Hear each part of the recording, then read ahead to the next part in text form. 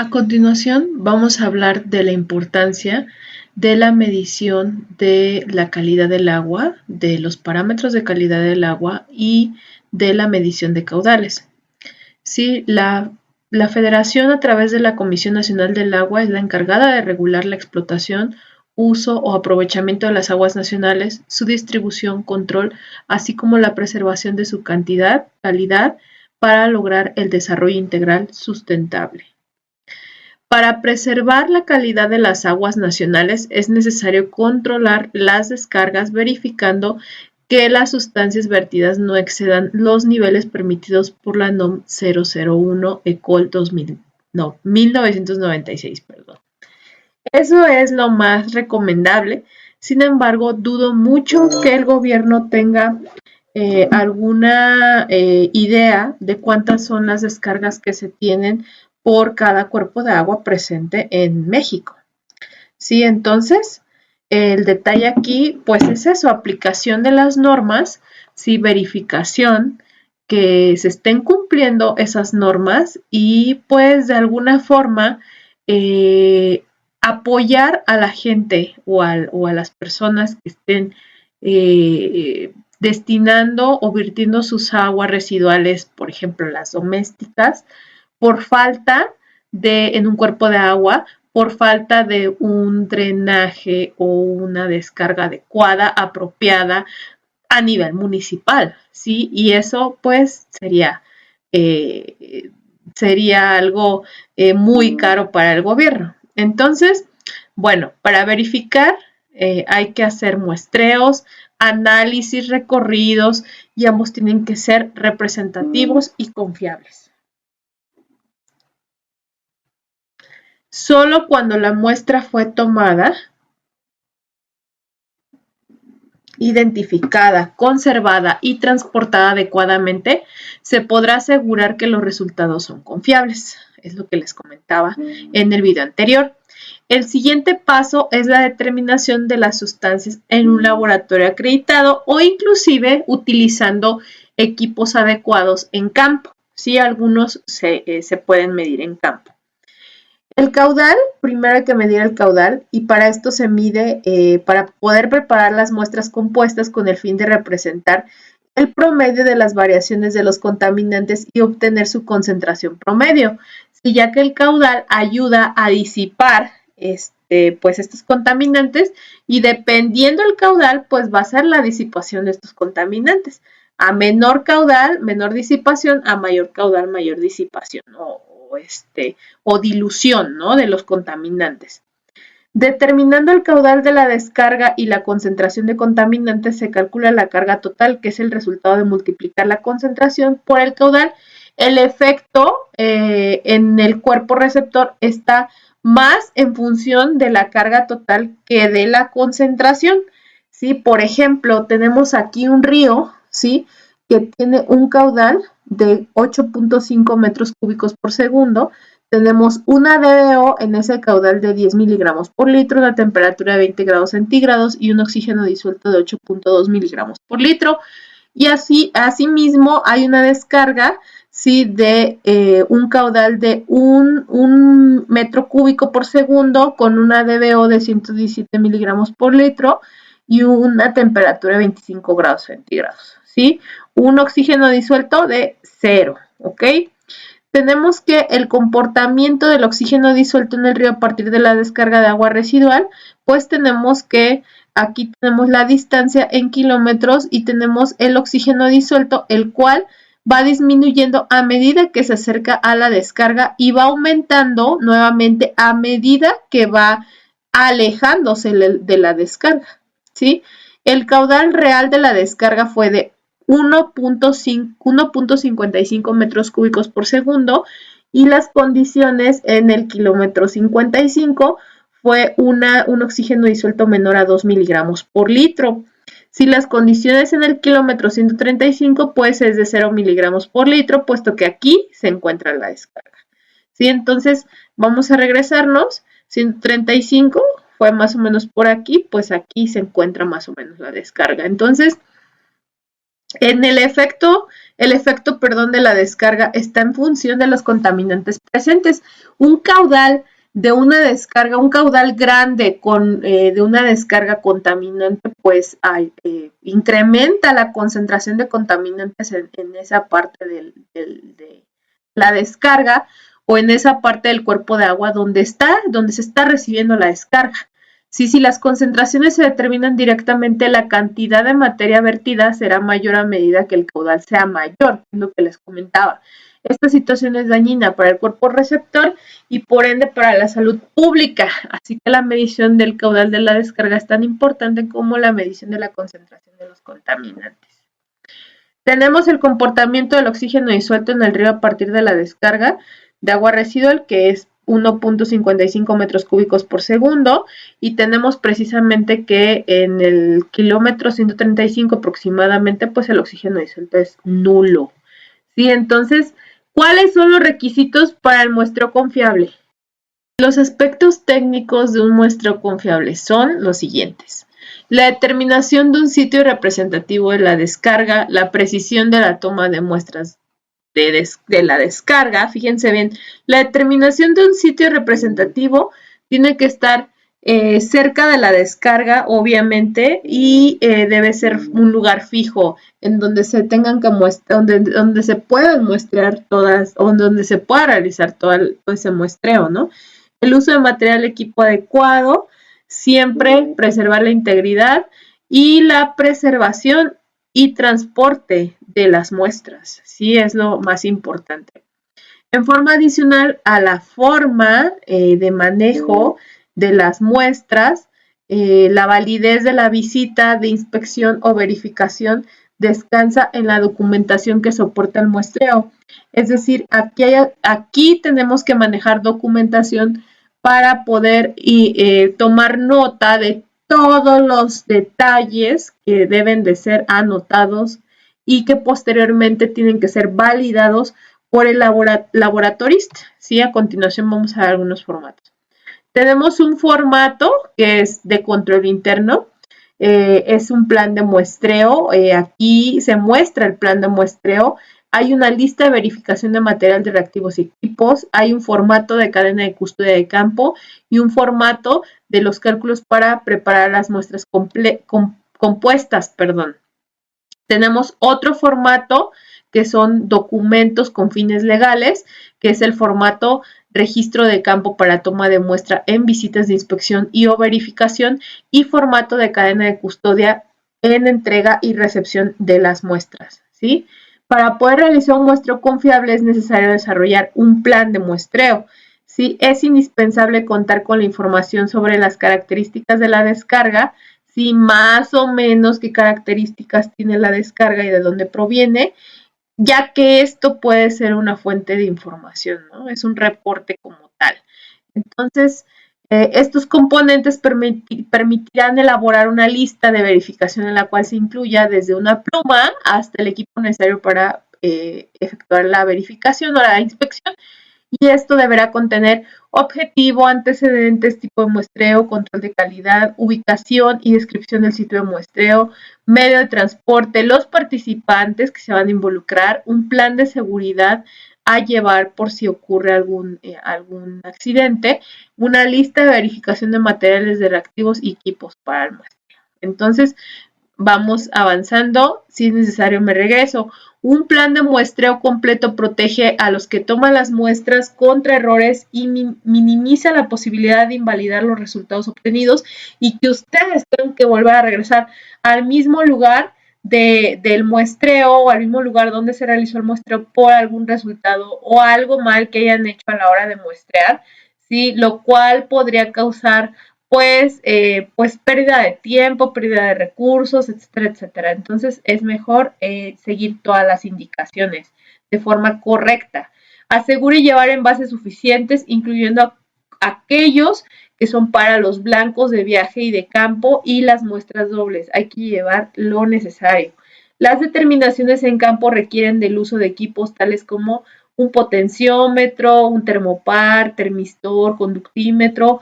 Hay algunos equipos que ya te calculan ahí mismo, hay equipos de mano o de campo que te calculan oxígeno disuelto o te miden el oxígeno disuelto. Hay unos que te miden la DBO, ¿sí? Inmediata, y hay algunos que te miden turbidez inclusive, ¿sí? Entonces, inclusive de cubo ahí mismo, ¿sí? Porque son equipos de mano y puedes transportarlos. Primero hay que revisar y calibrar el equipo 24 horas antes de la salida y recalibrar en el campo antes de usarse. Recuerden que es importante la calibración. Si se está haciendo un muestreo para determinación de metales, no usar muestreadores hechizos con componentes metálicos, ya que podría generarse una contaminación secundaria y esto podría pues causar problemas en los resultados finales. Siempre hay que descontaminar el equipo antes de usarse. Antes de tomar las muestras de agua residual tiene que estar enterado de los requisitos de higiene y seguridad, o sea, desde conocerlos. Nunca debemos de salir solos, siempre hay que ir con alguien más por si ocurre algo, al tener alguien que te ayude, utilizar un mapa, sí, que nos permita determinar la ubicación del hospital más cercano y obviamente dónde vas a estar, recibir inmunización apropiada, sí, si es necesario, recibir vacunas como hepatitis, etcétera, y también un tratamiento, sí, contra parásitos, notificar a otros el itinerario y ubicación para, por si no regresan, ver dónde los van a buscar, sí, que esperemos que eso nunca ocurra, contar con un equipo de seguridad como mascarilla contra gases, casco, explosímetro, etcétera, dependiendo a dónde se van a confinar para tomar ese muestreo, y cuando el muestreo se efectúe en un espacio confinado o una descarga que contenga muchas sustancias volátiles, hay que utilizar medidor de gases, explosímetro, mascarilla, casco de protección, si es necesario guantes, botas, botas de seguridad, etcétera. ¿Sí? Llevar identificación, si es posible, un teléfono radiolocalizador o un celular, ¿no? En este caso, en estos tiempos. Tenemos que llevar un botiquín de primeros auxilios para los primeros auxilios básicos y siempre tenemos que llevar overall, lentes, batas, lentes de seguridad, cubrebocas, guantes y calzado adecuado para la situación de muestreo. Y al efectuar la visita de la inspección o verificación debemos seguir todos los procedimientos de la empresa para la protección de salud y seguridad de la brigada.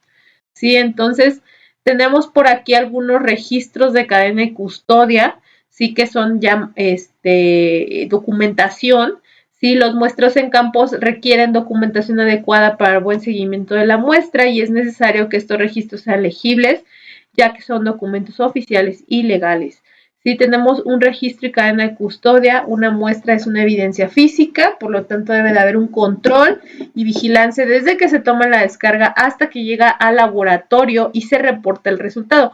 Ese seguimiento se le conoce como cadena de custodia y asegura la rastreabilidad de la muestra, es decir, si ustedes entregan al laboratorio una muestra y no la registran o no hacen la cadena de custodia adecuadamente, puede que esa muestra se pierda o pase algo con ella y al final le van a decir, bueno, es que aquí usted no dejó esta muestra, aunque sí la haya dejado, ¿no? Finalmente hay que dejar evidencia de todo lo que se deja, ¿no? O todo lo que se entrega. Se considera que una muestra está bajo custodia de una persona si está bajo su posesión física individual y a su vista en el sitio, ¿sí? Y en un sitio seguro. La cadena de custodia que aplican las brigadas de la Comisión Nacional del Agua empieza cuando se recibe o en su defecto se colectan los envases para las muestras antes de la salida al campo y termina con su entrega al laboratorio certificado que analiza las muestras. Y tenemos aquí un formato de cadena de custodia de campo. Se llena desde el momento en que se reciben los recipientes y preservadores para utilizar el muestreo durante el muestreo, empaque, transporte y entrega de las muestras. Tenemos por aquí otro formato. A ver, vamos a ver si podemos abrirlo. Tenemos este formato, sí, de cadena de custodia de campo. Aquí nosotros vamos a llenarlo, sí, con nuestros datos y posteriormente vamos a comenzar a clasificar, sí, o a hacer un inventario de todo lo que se nos entrega. Sí, plástico, vidrio, estériles, la cantidad, la fecha y la firma, todo tiene que ir firmado. Sino soluciones de preservación, nombre de la solución, cantidad, fecha y firma. Y de igual forma, el empaque, cómo va a ser el empacado, sí, frascos, sí, número de frascos, en qué hieleras van a estar ubicados, el transporte, esto es a la hora del empaque, quién los empaca, quién los transporta y quién los entrega, y todo bien especificado y firmado. ¿Sí? Continuamos con el formato de cadena de custodia de entregas y recepción de muestras. ¿Sí? Se llena al momento de entregar las muestras al laboratorio donde se harán los análisis junto con el personal que recibe las muestras. Se verifica uno por uno los datos y ambas partes tendrán que anotar nombre y firma de conformidad. Vamos a revisarlo. Si es algo parecido, tenemos que anotar santo y seña de lo que se nos pide aquí para poder entregar o recibir las muestras, ¿sí?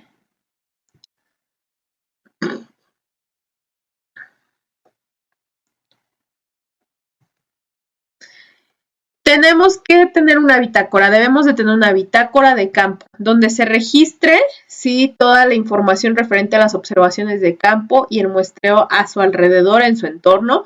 Incluir referencias tales como mapas o fotografías del sitio de muestreo, observaciones y mediciones de campo y firmas del personal responsable. Debido a que las situaciones de muestreo varían ampliamente, es esencial registrar la información suficiente de tal manera que se pueda reconstruir el evento de muestreo sin tener que confiar en la memoria. O sea, así de que, ay, no, esto no lo voy a anotar, segurito me acuerdo. No se confíen, anoten todo lo necesario.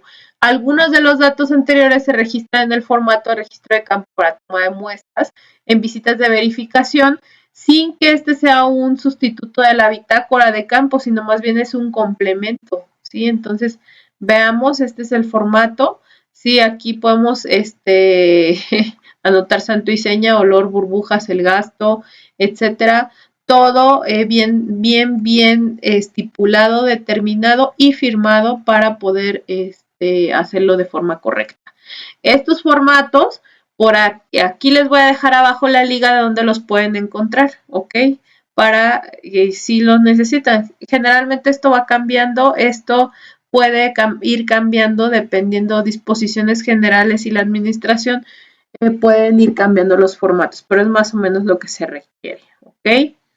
Tenemos por ahí secuencia de muestreo. Vamos a comenzar con la secuencia de muestreo. Primero tenemos que preparar los blancos de viaje con agua destilada un día antes de salir a campo, de acuerdo con los parámetros a evaluar y agrupándolos por parámetros de igual preservación. Se marcan obviamente todos los blancos, ¿sí? Como blancos de viaje y se preservan y se guardan en una hielera para que también se transporten las muestras. Fíjense, la hielera no es necesario que lleve hielos, ¿sí? O sea, una hielera pues es para almacenar únicamente, pero no es necesario que lleve una temperatura controlada, ¿ok? Por otro lado, cuando se necesitan los blancos, se va a requerir de ellos y cuando no, pues también, o sea, a veces nosotros para hacer un muestreo, para poder hacer una práctica de laboratorio, pues igual vamos y tomamos una muestra, ¿sí? Del agua residual que queremos evaluar y únicamente yo sugiero que sea tomada en una en una botella o en un recipiente estéril. ¿Qué es lo que pueden hacer ustedes? Pues comprar ya sea un frasquito de orina, ¿sí? En la farmacia, cuando se requiera hacer análisis microbiológicos o para otros análisis físicos o químicos, físico-químicos, pues se puede utilizar una botella de agua, ¿sí? De agua purificada, vaciarla y esa botella utilizarla para muestrear, ¿sí? Eso, esto que les estoy diciendo es para un muestreo, para una práctica de laboratorio únicamente, ¿no? Con fines prácticos y académicos. Pero ya para hacer un análisis de agua en donde va a estar en juego los resultados va a estar en juego pues una licitación o o una multa, sí, al establecimiento que está vertiendo sus aguas contaminadas, pues ahí sí se tiene que llevar todo esto, ¿no? En forma. Eh, Posteriormente se muestra primero los parámetros microbiológicos, ¿sí? Primero vamos con los parámetros microbiológicos, en este caso coliformes fecales, totales y huevos del minto. Y posteriormente, pues se muestran las grasas y los aceites. Fíjense bien, para muestrar grasas y aceites tenemos que tener en cuenta que las grasas y los aceites se quedan en la superficie, entonces vamos a muestrar únicamente la superficie, no vamos a muestrar muy profundo, sí, porque si no, no vamos a arrastrar o no vamos a muestrar lo que realmente queremos, sí, entonces para la parte microbiológica sí es una parte más profunda. Se continúa a la medición de los parámetros de campo como son temperatura, pH, materia flotante, entre otros que ya se pueden medir en campo, que ya les había mencionado, y posteriormente se colectan los parámetros físico-químicos como podrían ser nitrógeno total, fósforo total, sólidos totales, sólidos suspendidos, DBO, DQO, metales pesados, cianuros, etc. Para la DBO, la DQO y el oxígeno disuelto es necesario que la muestra no haya pasado más de 8 horas para hacer su medición. El blanco de campo son frascos con agua destilada que se llenan en la estación de muestreo, se etiquetan, preservan y sellan y se transportan al laboratorio con las otras muestras, ¿sí?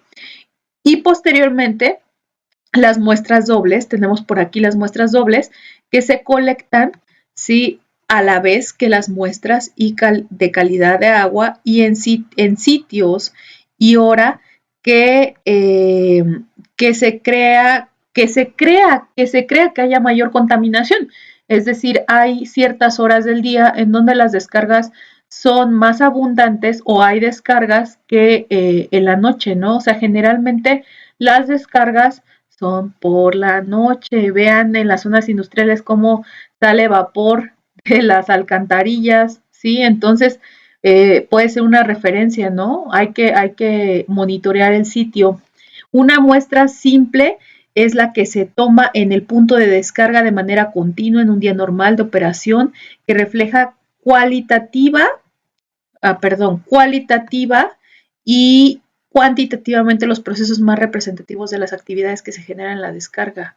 ¿Sí? Y una muestra compuesta es la que resulta de mezclar número de muestras simples, o sea, toman varias muestras simples y mezclan, ¿no? Y el volumen de cada una de las muestras simples debe ser proporcional al caudal de la descarga al momento de su toma, ¿sí? Entonces, aquí tenemos hasta aquí termina, tenemos algunos esquemas por aquí, pero estas imágenes corresponden a todo lo anterior que ya vimos, ¿sí? Entonces, hasta aquí llega la parte de muestreo, ¿sí? Si puedo hacer un muestreo físico en vivo, ¿sí? Para podérselos grabar y subir, con gusto lo haré, pero en realidad es todo lo que necesitamos saber de cómo tener controlado un muestreo. Considero importante mencionar que de esta presentación hay un PDF, ¿sí? En donde es exactamente lo mismo de la presentación, sí, pero en formato PDF y de otra forma, es otro formato, otra explicación. Viene más detallada, sí, viene mucho más detallada, viene con imágenes y todo. Y además de la información teórica, tenemos por aquí al final, sí, en anexos. Por aquí tenemos al final, bueno, aquí tenemos unos formatos, sí, útiles que podrían servirles. Y tenemos en anexos también, déjenme llegar hasta ahí, pues tenemos algunas etiquetas, sí, para hieleras o cajas de almacenamiento, sí, de las muestras, sí, algunas etiquetas simples que podrían ustedes requerir, un plan de muestreo, sí, y todo lo que tiene que ver con las cadenas de custodia, sí, el control interno de muestreo, todos los formatos anteriormente mencionados y les voy a dejar la liga de este PDF donde lo pueden bajar de forma directa por si es de su utilidad o bueno, lo necesitan para saber más al respecto del tema. Muchas gracias.